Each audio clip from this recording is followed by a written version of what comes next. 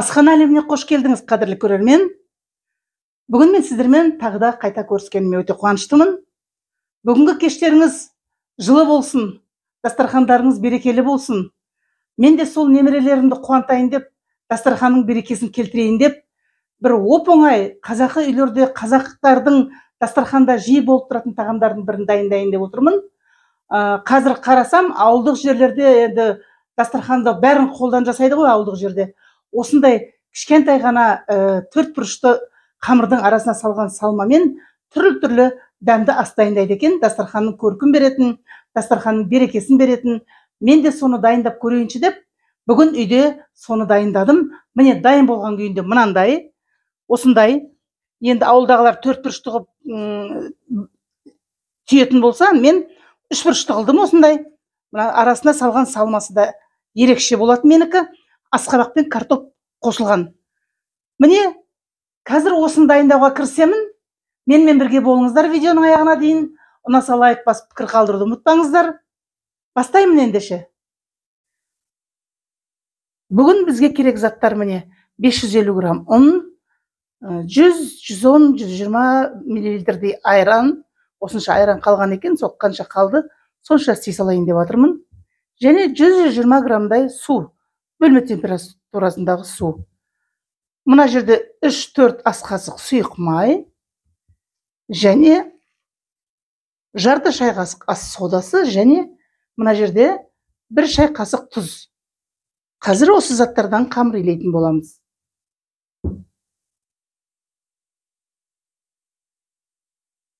Кеңдеу ыдысымызды аламыз. Айранымызды құямыз алдымен. Айранға жаңағы жарты шай қасық соданы саламыз. Араластырып қоямыз. Кішкене айран содамен араласып көпіршу керек.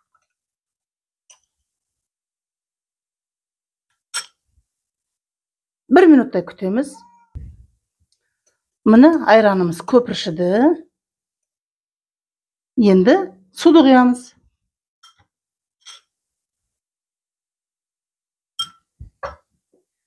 Жақсылап араластырып қоямыз. Майды құямыз. 3-4 қасық сұйық май. 1 шай қасық тұзымызды саламыз.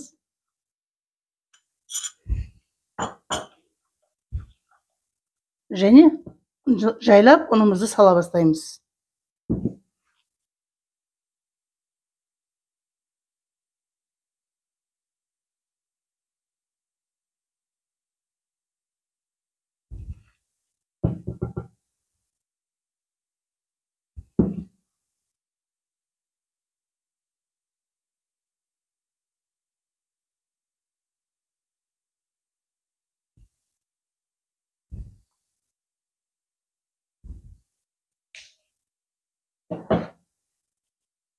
Ары қарай қолмен жалғастырамыз.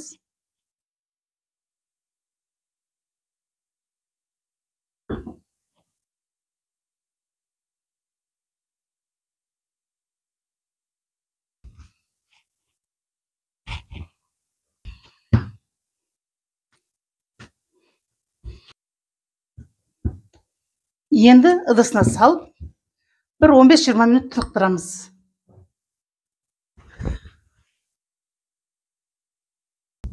Енді біз салмасын дайындайтын боламыз. Ол үшін бізге міне 500 грамм картоп, мынандай 1 дана пияз, және мына жерде алдым 650-700 граммдай асқабақ. Кішкентай асқабақтың жартысы қалыңдау жағын алдым. Енді бұл салмамыз артықтау болуы мүмкін, бірақ бұл дәмді салма болатындықтан артылып жатса, балалар жеп қояды деп, асқабағын молырақ ала бердім, қалмасын деп. Қазір енді біз мына картопты суға пісіруге қоямыз, ал асқабақтарды ірілеу қылып турап, табада пісіріп алатын боламыз. Қуырып, пияз екеуін қуырып пісіріп аламыз.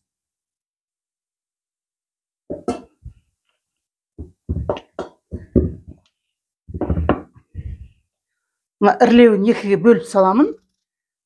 Басқа картоптармен көлемі бірдей болса, бірге пісіп шығады. Суға бататындай етіп артығымен су құямын.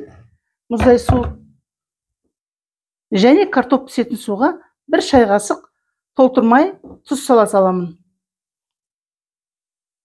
Газға қоя саламын пісіруге.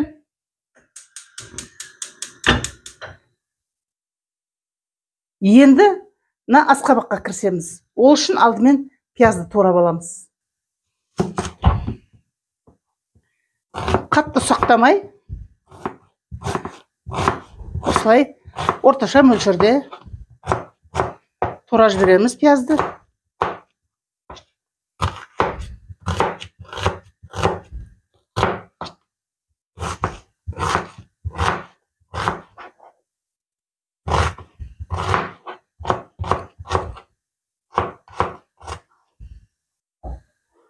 Бір 3-4 қасық сұйық май құямыз.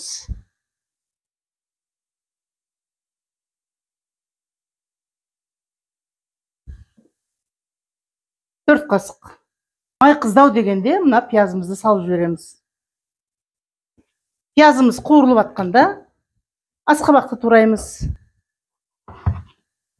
Қатты ұсақтаудың керек жоқ. Картоп пісем дегенше асқабақ та пісіп үлгереді.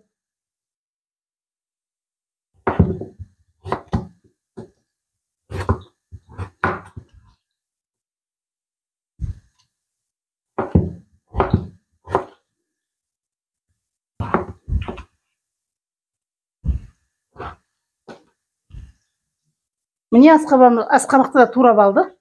Енді пиязға қараймыз.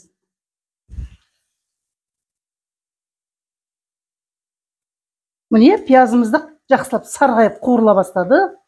Осы кезде асқабақты салып жібереміз.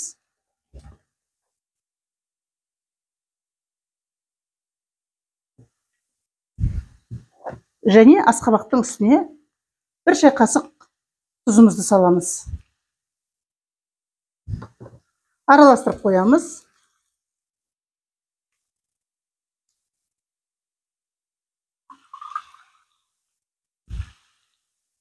Осылай пияз бен асқабақтың үстіне бір 100 мл-дей су құямыз да бетін жауып қоямыз. Картопымыз суда қайнап жатыр. Ол пісу үшін кемінде бір 15 минут уақыт кетеді. Асқабағымыз табада пісіп жатыр. Картоппен бірге ол да піседі. Картоптан да бұрын пісуі мүмкін. Біз олар пісіп жатқанда қамырымызға оралып, қамырымыздың тағы да бір июін қандырып қоямыз.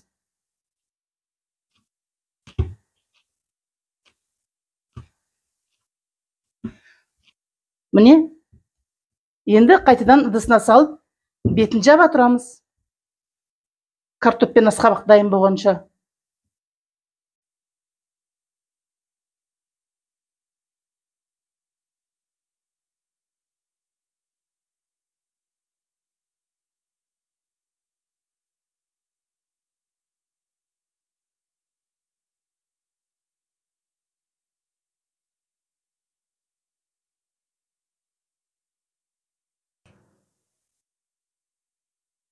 Картоп піскенше суы берсін. Картопты да тура осылай езетін боламыз. Міне картопымыз да пісті. Енді қазір бұның суын төгіп, картоптың өзін езіп алатын боламыз. Мына инструментпен.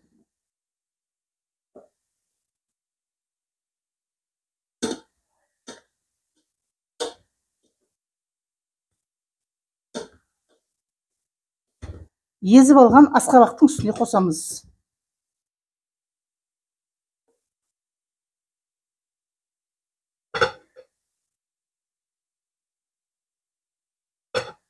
Жақсылап араластырып езіп аламыз тағы да.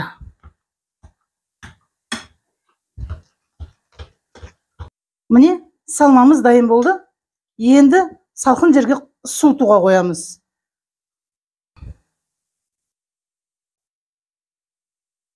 Қамырымыз жақсы дем алды. Жұмсарды. Кішкене біз илегендегіден гөрі. Енді екіге бөлеміз.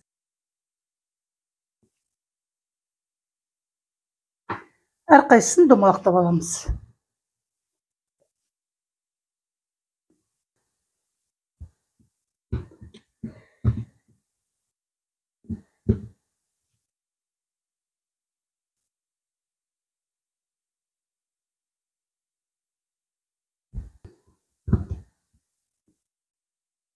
Біреуін орап қоя тұрамыз, екіншісін жайып бастаймыз.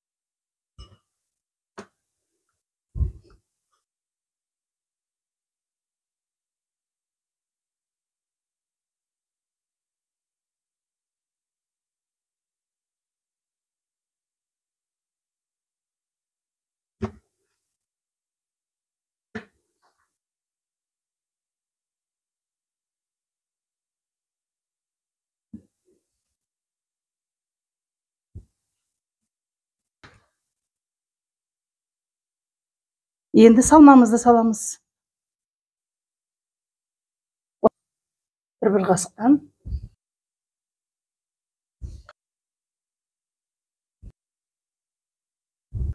Енді шетінен бастап жабыстырып шығамыз.